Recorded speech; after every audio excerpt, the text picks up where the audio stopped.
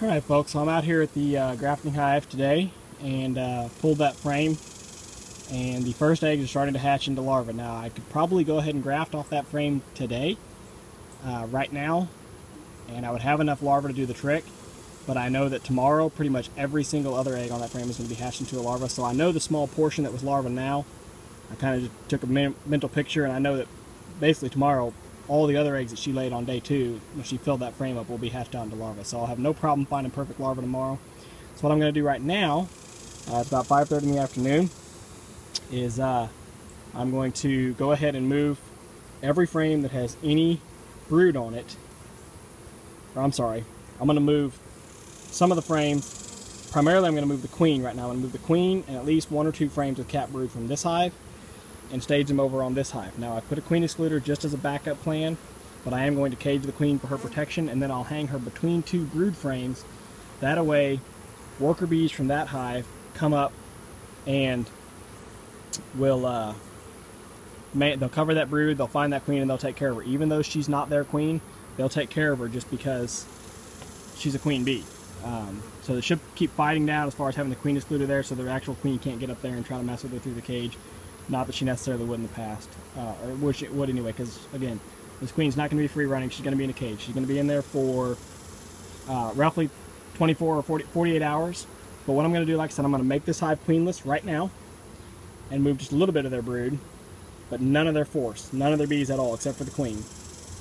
Tomorrow, I'll get it. What that will do is they'll go queenless. They'll find those baby eggs and larvae that they have in there, and they'll start feeding them extra.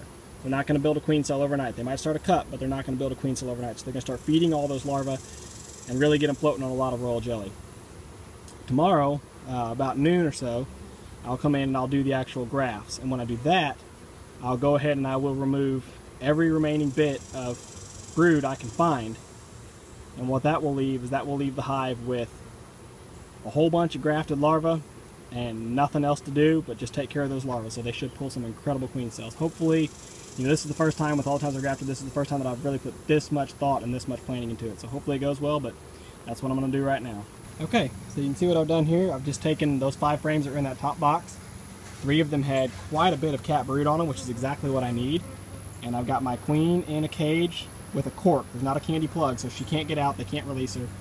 And I put her in the mesh cage instead of just leaving her in the queen clip, because I don't want any chance that the worker bees from this other hive could get in and try to kill her because they don't recognize her. But you see there's plenty of bees crawling around. I shook the majority of the bees off these frames into the other hive so they can really cram that population.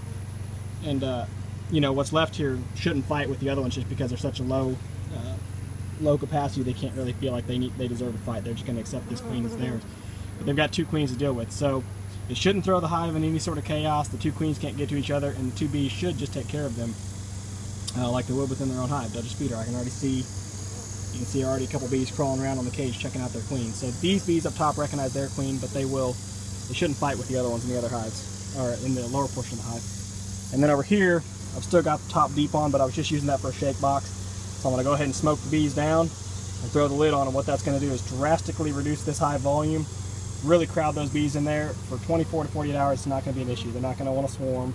They can't want to swarm anyway because they don't have a queen to swarm with. So what that will do is that will concentrate everything they have on those young larvae that they have, so they'll start feeding them aggressively, and it will also concentrate them on further polishing those queen cell cups that I put in there. So this should be the ideal situation from everything that I've read and I understand. And then, like I said, tomorrow I'll come in and I'll actually make the grafts. So for now, that's it for this video.